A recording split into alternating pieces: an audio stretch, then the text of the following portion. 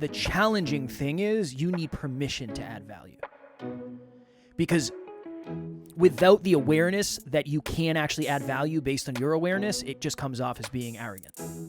That's what I think a lot of people do. I think people don't achieve their goals and then victimize themselves when in reality they just don't have accurate thinking. You just don't know who you really are. You aren't looking inside. And you're allowing other people to tell you who you are. And most of the feedback you get from the external world is not true. Next Level Nation, welcome back to another episode of Next Level University, where we help you level up your life, your love, your health, and your wealth. Had to slide back a little bit while doing the intro. Today, for episode number 1844, we're going to do a spin-off of what we did yesterday. So yesterday, Alan asked me what I thought about dream chasing today versus what I thought about in the beginning, and all the powerful wisdom I have accumulated over the years of doing this. Today, we're going to flip the script, and I'm going to interview Alan on a very similar line, but obviously it's going to be very different because Alan and I are very different human beings. Somebody said that. They reached out to me, Alan. They said that one of the reasons I resonate with you guys is because I feel like I'm a little bit of both of you. And I said, we're better. My side. Come to my side. My side's the way. But it's we as in the part of you that's like me and me. Us. We as in us, and us is in we. Perfect. All right, cool. So obviously it's different because I had no idea what this was going to be like. I didn't really understand. For me, dreams were just things that I hoped would happen one day. And you are somebody who has been reverse engineering outcomes for most of your life as an engineer and as somebody with the ability to do that and the foresight to do that and the vision to do that. So I'm nervous. Your nerves. A little bit. There's the unlovable part of you. Because if you're gonna speak your truth and you're gonna live in your truth, a lot of it's probably not gonna resonate with some people for sure. So understandably so. I would just start by saying, what was the first dream you remember? Did you hear that? Yeah, what was that? My computer, it's a gaming laptop. Yeah? It just restarted on me. And sounded like that's how it sounds when it starts up, by the way. Sounded like it farted on you a little bit. It goes whoosh. It's like a gaming. Yeah, it's a gaming laptop. I was looking at that. Go ahead. Yeah, what was your first dream ever? First dream ever? Yeah.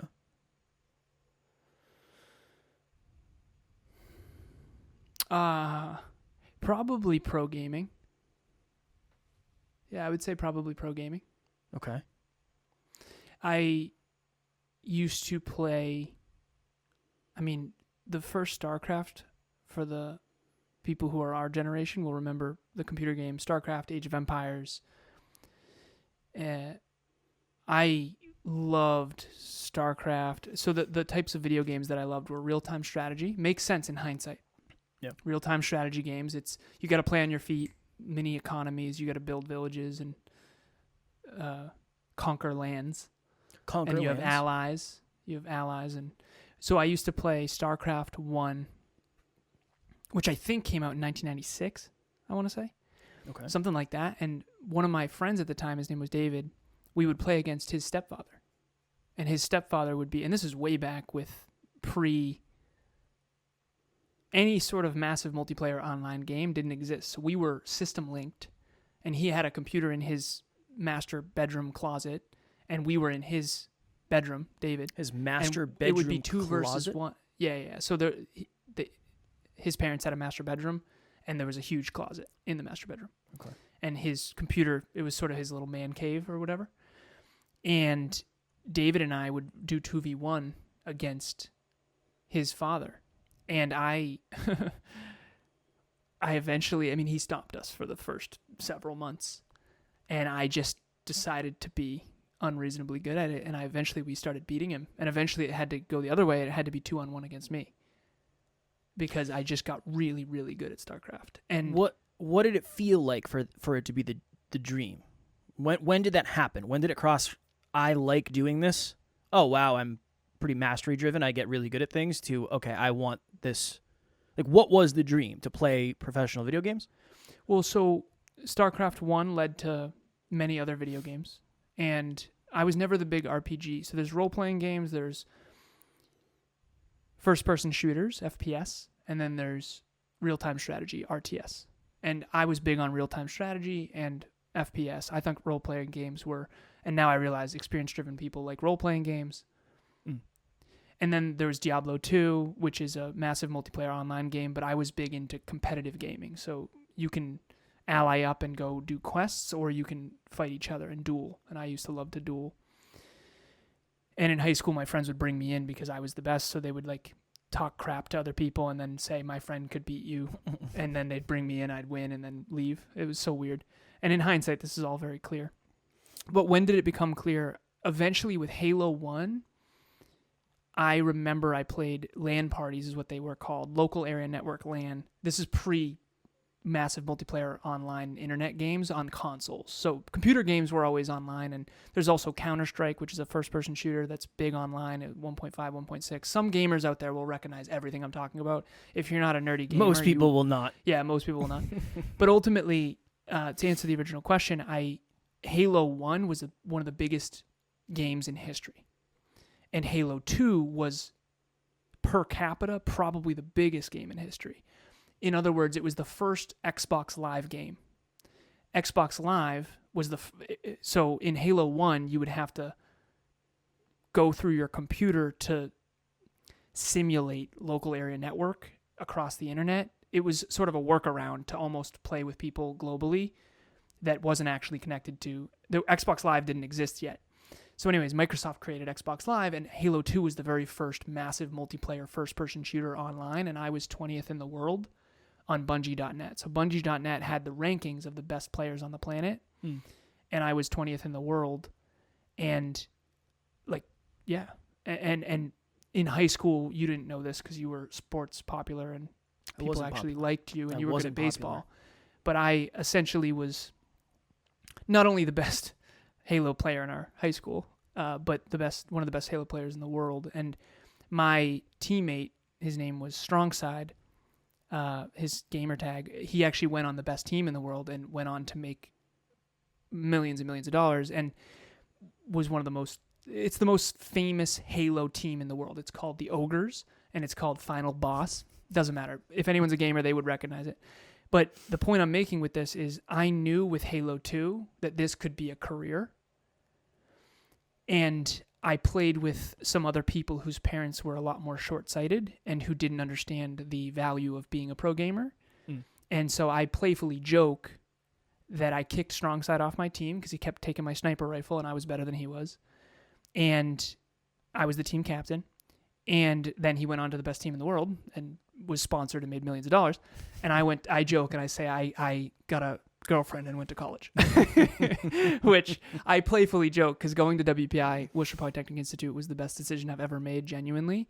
And I really mean that. Best decision I ever made was going to WPI. Second best decision I ever made was leaving my ex. Best decision I ever made was, third best decision I ever made was DMing Emilia Smith. And I'll stick by that forever. That's just the truth. But ultimately, I knew with Halo 2, when I was 20th in the world, I wasn't even trying that hard. That was me playing for fun. I mean, imagine if I used to go to tournaments and I've won thousands of dollars playing Halo. Very probably interesting. Tens of thousands, to be honest. An interesting side of you, because I didn't know you. I knew you. We were in the same school, but I hated you. At that point. Well, I was and obviously very good in a virtual world.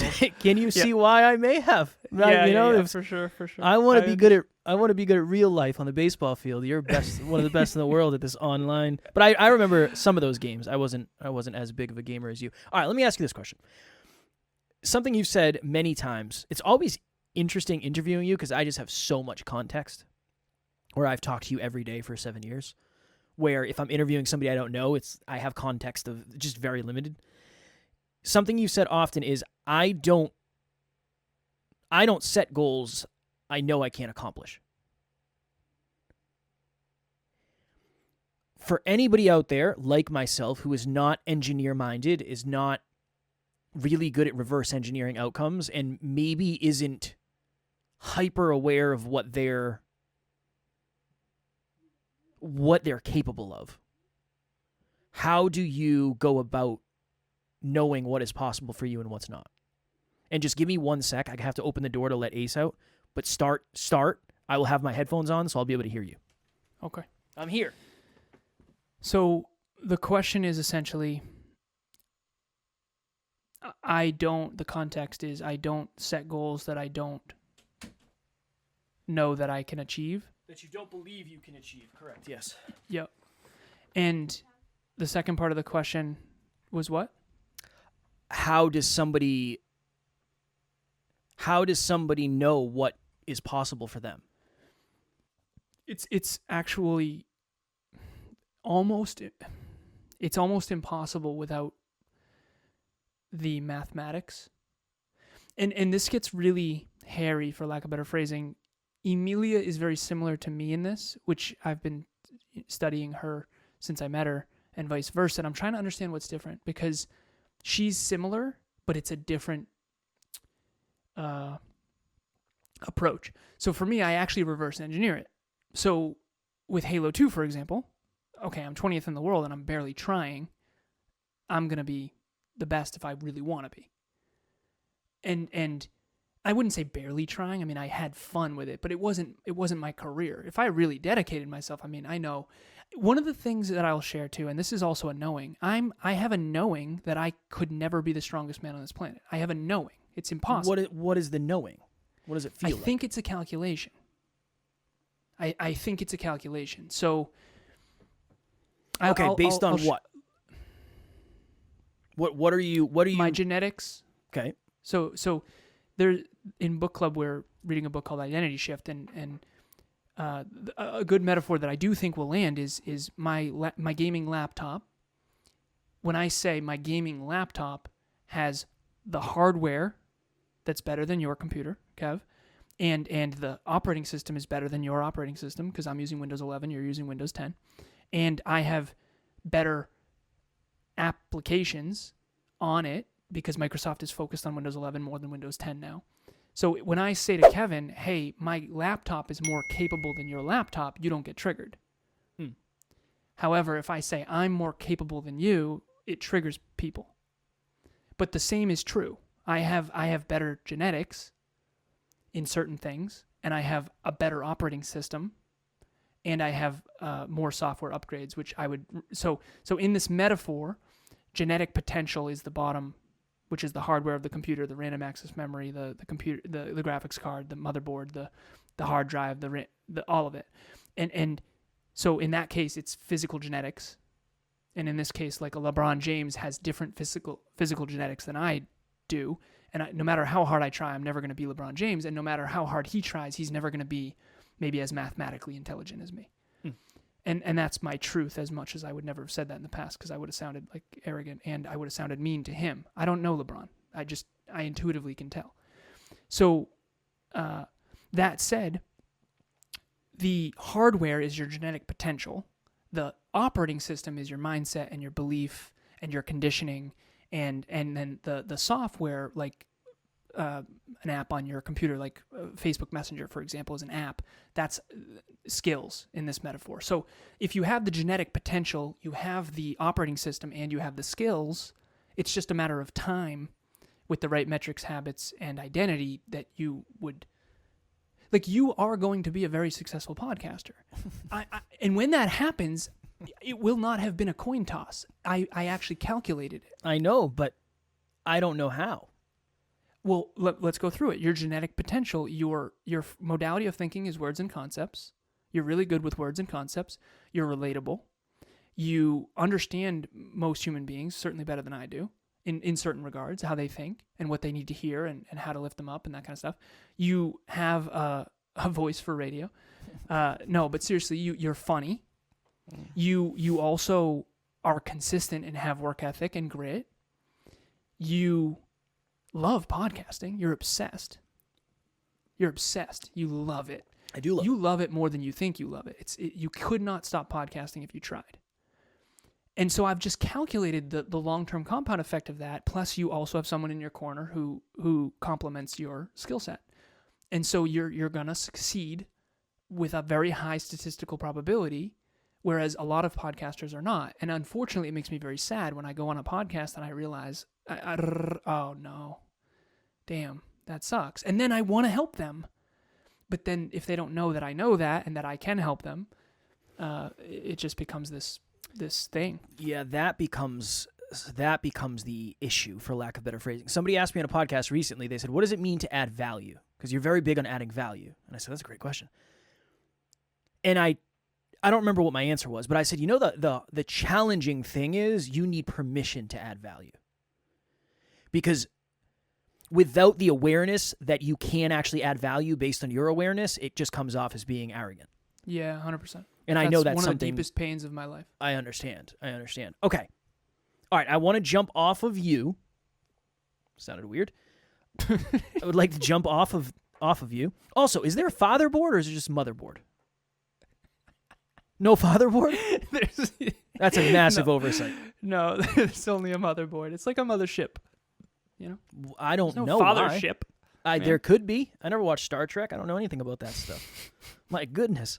No fatherboard. Hey, give the women that one, will you? No, I'm just saying that laptop's going to end up like me. No fatherboard here either. I had a motherboard. No fatherboard. You know what I'm saying? Okay.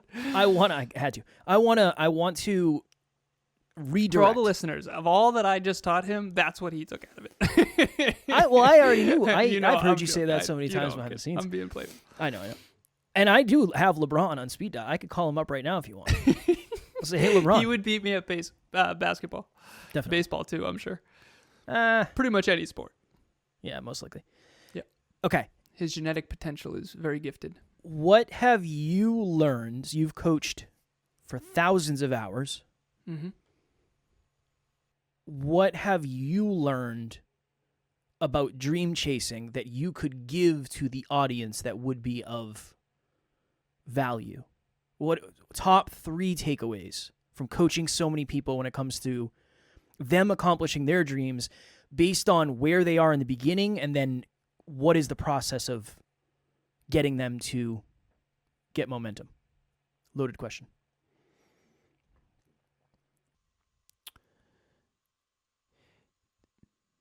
We looked up the stats January 1st, 2024. We did a meetup. I think it was January 2nd, actually. And the latest research shows 96%, only 4% of people ever achieve their dreams, their goals. It said goals. We were doing a meetup on setting clear goals for 2024 or something like that. And I think the reason why most people don't achieve their goals, which is another form of dreams, is low self-awareness. So the first answer to the 3 things, I already have all 3. The first one is low self-awareness, which is you are setting goals based on what you think you want, but not based on who you actually are. So I'll give you an example. So when I was young, I was a really strong snowboarder relative to my peer group. And I was painting up in Maine. I was 19 years old, and one of the painters on the paint crew, his name was Liam. And he grew up on a mountain, and he was one of those skiers who does double backflips. And I had a moment where I said, good job, Alan. When you were 9, you decided not to be a professional skier because you didn't grow up on a mountain. And that was the right decision, because it's impossible for you to compete with someone like Liam, who went to a high school that was on a freaking mountain. If I get to play Halo every day and have the genetic potential equally to you in video games, real-time feedback, that kind of thing, intelligence, IQ, blah, blah, blah, processing power, and you get to play every day, or I get to play every day, and you only get to play once a month, you're never going to come close. No matter how hard you try, trust me, I've played against the best in the world. So you need the genetic potential, but you also need the environment. And so the first one is low self-awareness. Most people just have low self-awareness. They don't understand that the things they're going for are not aligned with their genetic potential. Okay. Number 2, hyperconsciousness. You know what I'm saying? Yeah. Hyperconsciousness. Yeah, it is. But I was guilty of that too. For a lot of the goals that I set were just like, honestly, at this point in my life, I'm 35. I thought I'd have the Winnebago. I thought I'd be just kind of driving around the country, just retired at this point, and slightly off. I was slightly off with that. So to answer your question about all 3 in one metaphor, I think the best analogy, the best metaphor ever is the self-driving Tesla. So Emilia and I drove from Massachusetts to South Carolina. Her family has a place. And we drove through 8 states, and there's something called supervisor mode, which essentially means the Tesla's driving itself. You just are responsible if it crashes.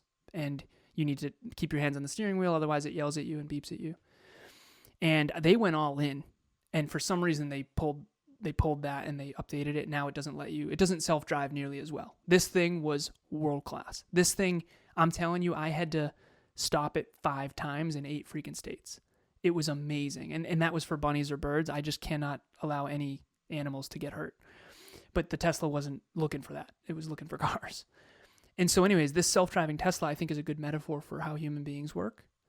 And the Tesla needs 3 things. Number 1 is self-awareness. It needs to know a current location. If the Tesla thinks it's over there and it's actually over here, it's going to drive into a building over and over and over again and then blame the world. That's what I think a lot of people do. I think people don't achieve their goals and then victimize themselves when in reality they just don't have accurate thinking. You just don't know who you really are. You aren't looking inside. And you're allowing other people to tell you who you are. And most of the feedback you get from the external world is not true. Kev, how many people were like, oh, what are you talking about? You're so handsome and you're so amazing, all this stuff. It's like, listen, if you're not handsome, you have to know that. Otherwise, you're going to make poor choices. And I'm not saying you're not handsome. I was going to say, what? No, relax. What are we doing? I actually, dude, trust me. I actually think you are handsome. The point I'm making is that low self-awareness creates poor decision-making. Imagine Kevin trying to be a 6-foot-tall model for his whole life because he was told by his mommy that he was really handsome. My mom did tell me I was handsome when she used to comb my hair when I was a young boy. Yeah, but you are handsome. There was no delusion of the 6-foot-tall, unfortunately. Yeah. Okay, so the second piece is you need an accurate goal. So self-awareness has to be first because otherwise the goal will not be aligned with what your genetic potential is. Makes sense. So self-awareness first, current location in the Tesla, accurate current location. Second thing the Tesla needs is an accurate destination address. So we drove to McDonald's last night, and I put that in the GPS, and it had an accurate address. I actually can see it in my head. Is it McDonald's? 200 Quaker Highway. Like literally 2 minutes from where you were? Oh, yeah, man. You used to go to the McDonald's all the time. Yeah, you know exactly. The Tesla won't self-drive unless you put it in.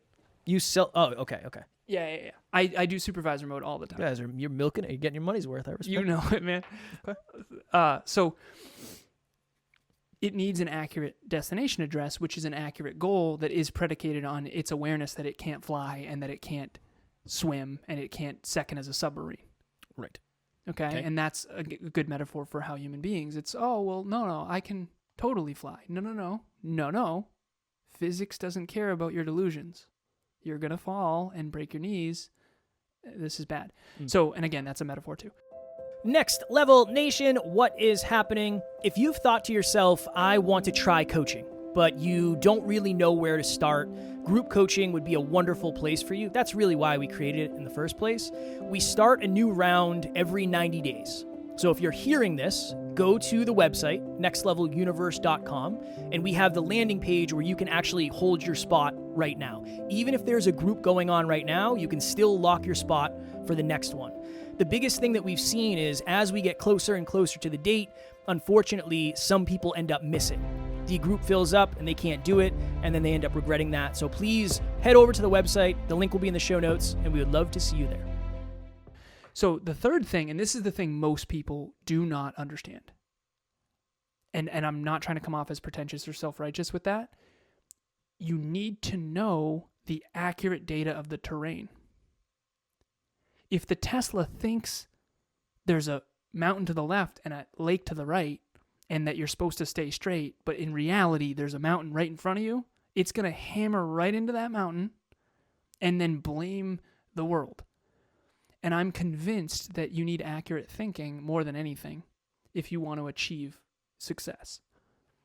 And that's what you mean by terrain is? Yes. Accurate thinking. So remember the Garmin way back, the crappy old GPSs? Of course. So for people that are our age or older, they used to not update that often. You used to have to, the Garmin, and then MapQuest was brutal. Mm-hmm. And so you essentially just, what if you had a GPS system that guarantees you never get to your goal? Of course you're going to not believe in yourself and then ego up or have low self-worth or whatever. So I feel like my coaching, all it really is me trying to undistort self-awareness. There's 3 things you need. You need to know how you work and why you work that way. You need to know how other people work and why it works that way. Why they work that way. Psychology, neuroscience, human beings, human condition. And then you need to know how the economy works and why it works that way. How the world works and why it works that way. You need to know the difference between government and business and profit versus nonprofit versus charity. And you have to know the difference between commercial and residential. And you have to understand how this all works, different country to country to country, different currencies, different exchange rates. Like if you understand, imagine being a chess player and you understand the chessboard, you understand the game, and you understand what each piece does, you're going to have a higher probability of succeeding at winning the game. And I think that all of us start off naked, scared, and ignorant, and we don't know anything. And unfortunately, most of us don't have the humility to be students long enough to actually become the guide. And I understand why, because being a student is usually a status hit. Okay, we're going through a lot. I dig it. What do you believe about humility now when it comes to goal setting? And let me preface dreams and goals, because there's a lot of people that if I set up 2 people, if I said this person is 10 out of 10 humble, but they don't have a ton of self-belief and they struggle on the day-to-day. They struggle. They're a human being with human experiences. Okay, you can bet on them, or you can bet on this person who has very little humility, but they're extremely intelligent. They have a lot of the hard skills. Who would you bet on?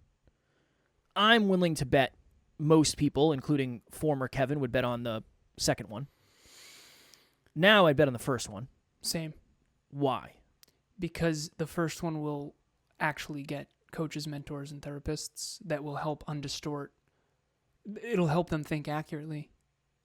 And the person who is too arrogant to... it's so funny.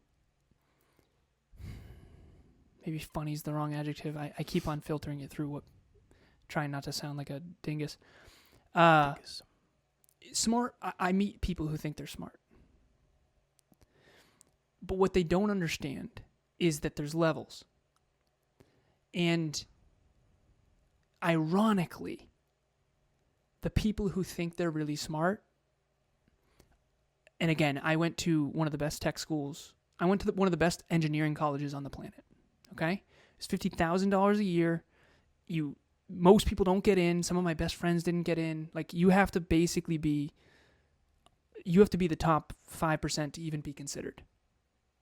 Probably top 1%, to be honest with you. That's why I'm dumbing it down. That's why they didn't get back. So one of the best engineering colleges on the planet. And I was around really, really quote unquote smart people.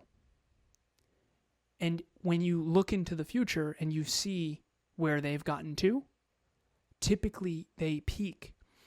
And the reason they peak, particularly in their personal life, not necessarily in their economic life. I'll give you an example. So this is a really important example, I think. So everyone has a cell phone. Not everyone. So there's 8 billion people on the planet. There's 5.44 billion online, probably 6 billion now with Starlink. But ultimately, we all have phones. Not all of us, but anyone listening to this has a phone, most likely. Okay. So of those phones, about 48% of them are Androids and 52% of them are iPhones, depending on where you're listening from. And there's a couple other weird phone companies that, whatever, maybe 1% is like all the others. Coke and Pepsi type of thing. The point is that Android, I had a past client who was an Android coder, and he made like $300,000 a year working maybe 4 hours a day. I think he was fairly lazy, I'm just going to be honest, but he makes really good money. Of course he makes really good money. Half the people of the 6 billion who are on the internet use an Android, and every company needs an app on an Android, and there's very few engineers or computer scientists that are good at Android coding. So he doesn't have to be good at anything else. I think that a lot of people don't understand this. You don't have to be that good at much to be successful in the economy. You have to be really good at one thing. that happens to be in high demand. So someone who's an Android coder in 50 years ago wouldn't have a job because there was no Androids and there was no need for it.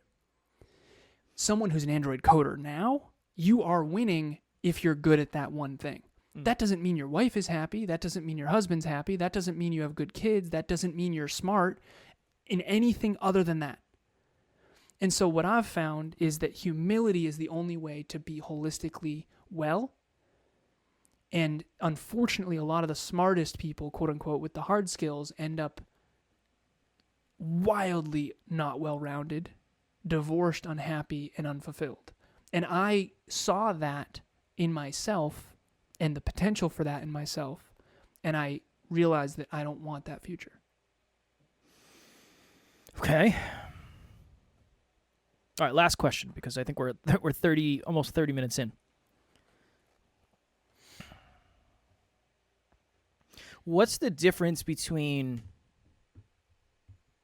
and I feel like I know the answer, but I'm curious to a different, deeper, new perspective. What's the difference between having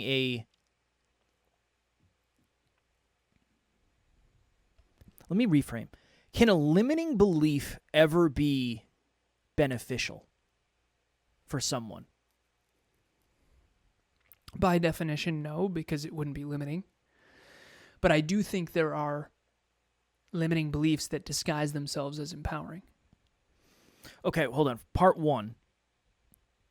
What if I can always tell when you get in those Kevin modes, you're like on to something. This is good. I love it. What if the limiting belief stops you from trying something that you would never win at in the first place? Then it's not limiting by definition. It's actually empowering. All right, Pat, how dare you come with such vigilance and certainty? What if the limiting belief creates more belief in you? Because limiting does not suggest under, necessarily. Limiting suggests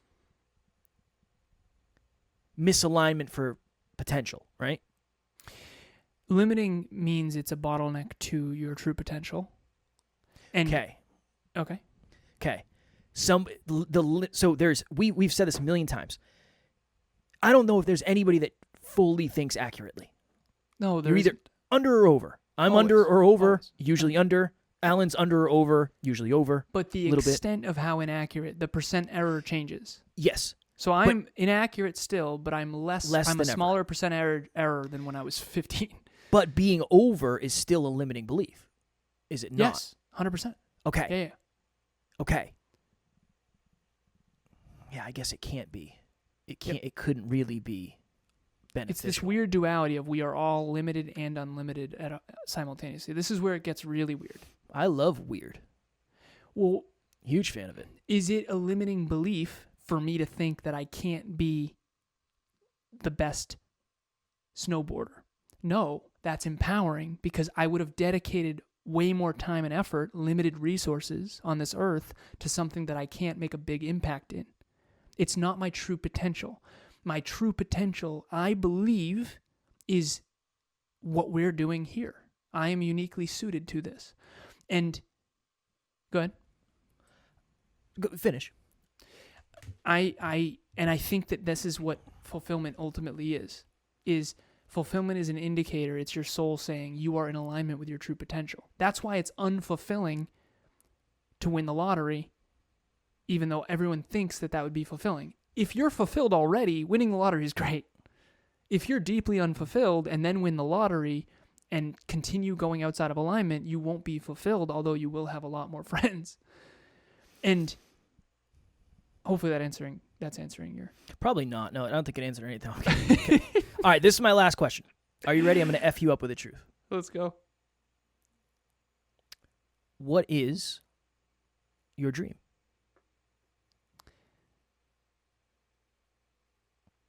It's written on my whiteboard right over here. You are here to reach your own unique potential and to help others do the same. Everything else is secondary.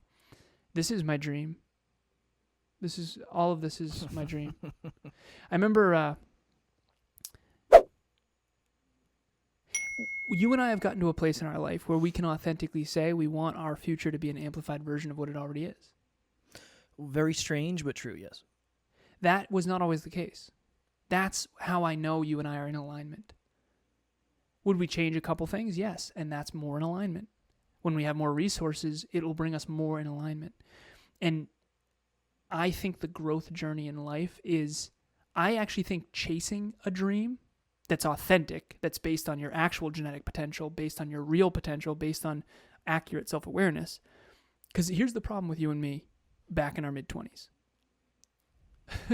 Gas reaction. Go ahead and problem tell me. with you and me. I'm Go ahead, perfect. go ahead and tell me about me. The problem, the problem about you and I in our mid-20s is it took me sitting behind a freaking desk for a company called Tyco Safety Products. I'll never forget it. I was driving to carpooling with a friend of mine who was also a WPI grad, and we were two interns, engineers at he was actually full-time. I was still an intern. I was a pleb. And we would go, and he loved it. The dude loved it. He was designing circuits. He loved it. And I was fucking miserable. And I was literally like, this is the worst. And I had some deep conversations. So in hindsight, there was one of my mentors at the time. His name was JP. I like JP a lot. He always asked, like, Steve Jobs or Bill Gates, and are you a fanboy and all that stuff. And this is way back in the early days when Steve was still around. But ultimately, the deep conversation part was aligned, and I learned a lot from JP. But I hated that job. I hated it so much. And I was like, if this is engineering, I'm out. And so ultimately my point is, I became an engineer, yes, because I'm good at math. My mom would sit me down and she'd say, you're really good at math. Engineers are really good at math. Engineers make a lot of money. You should be an engineer. And I took that and I was like, okay, I'll be an engineer. Cool. I like computers. Let's do this. But ultimately and I am an engineer thinker, so I think that was aligned. However, in our mid-20s, we were chasing a dream that was not congruent with our true potential and with what is most meaningful.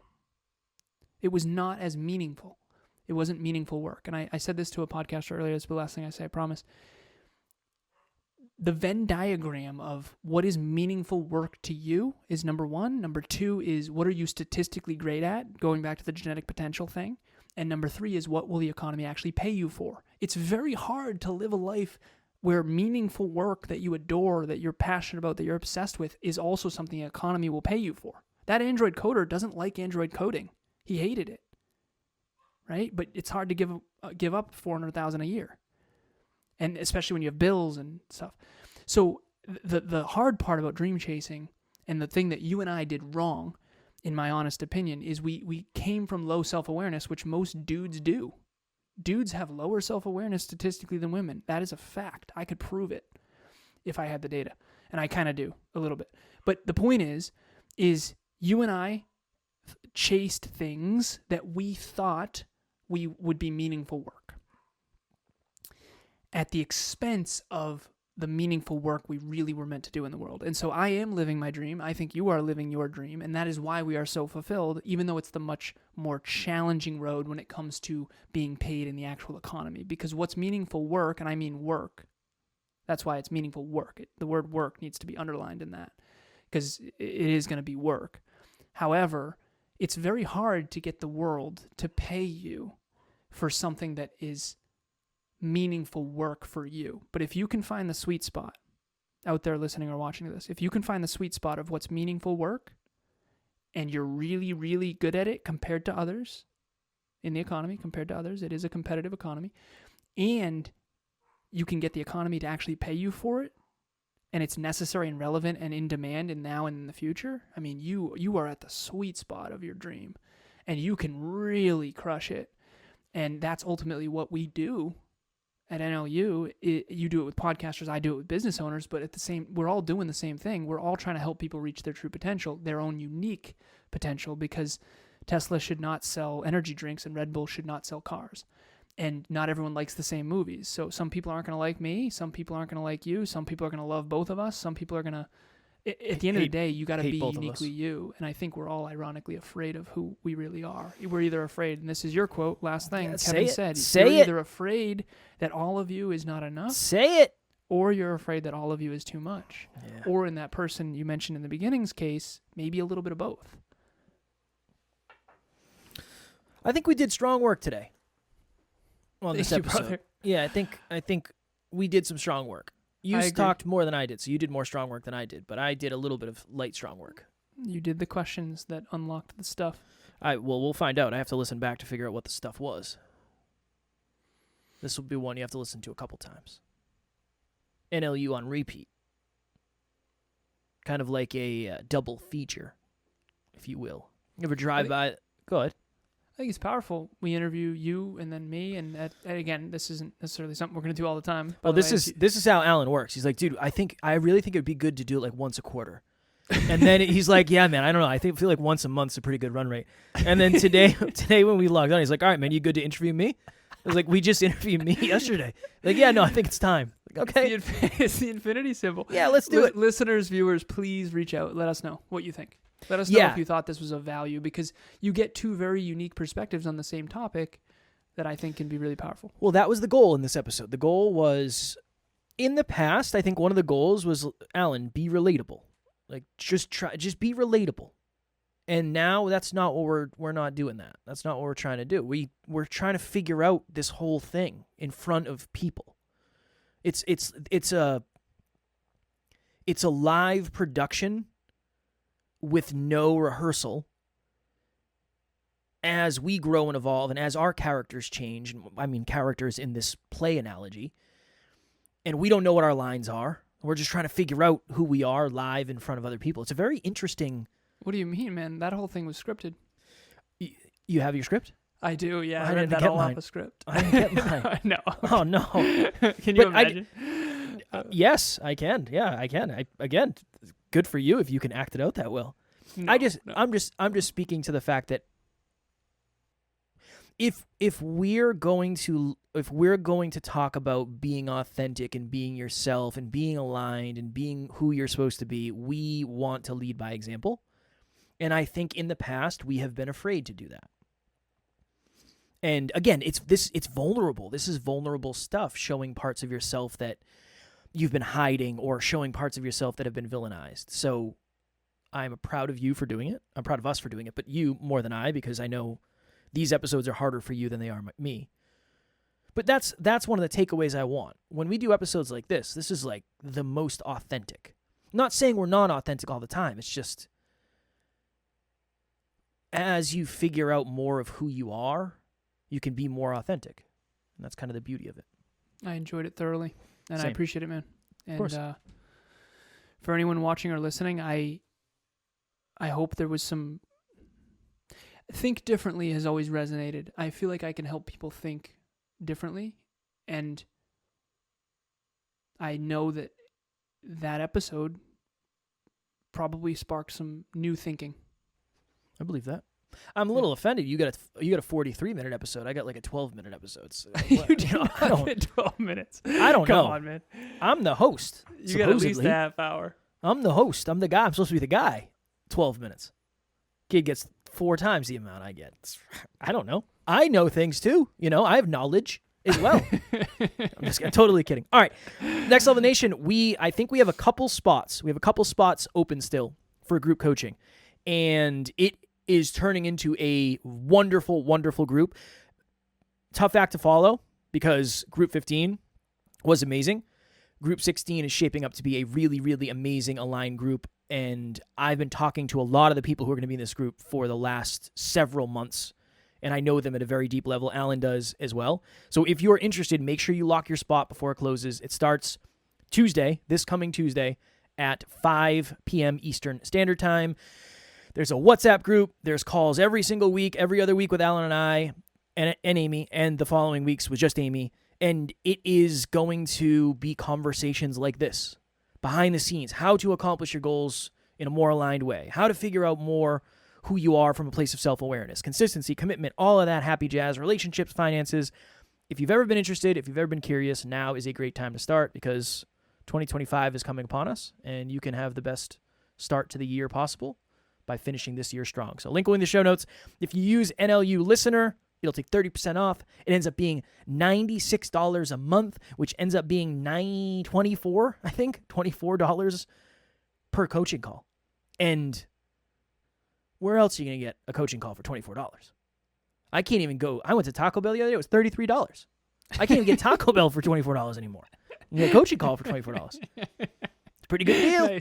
Nice. Pretty good deal. For some reason, Kevin and I were naive at the beginning of our journey together, and we thought that personal growth was cool. Yeah. And we realize now, in hindsight, that personal growth is cool among the right people. Yeah, strong work. So Next Level Nation is the right people, and it's a safe space. My dog is barking. It's a safe space where you're not, it's going to be respectful. There's going to be no bullies. It's a safe space to practice being your authentic self. And it's a place where personal growth, holistic self-improvement is actually cool and celebrated. And struggling is okay. Success is okay. You will be celebrated, and there's no bullies allowed. So Next Level Nation, the link will be in the show notes. We hope to see you in there. As always, we love you. We appreciate you. Grateful for each and every one of you. And at NLU, we do not have fans. We have family. We will talk to you all tomorrow. Please reach out.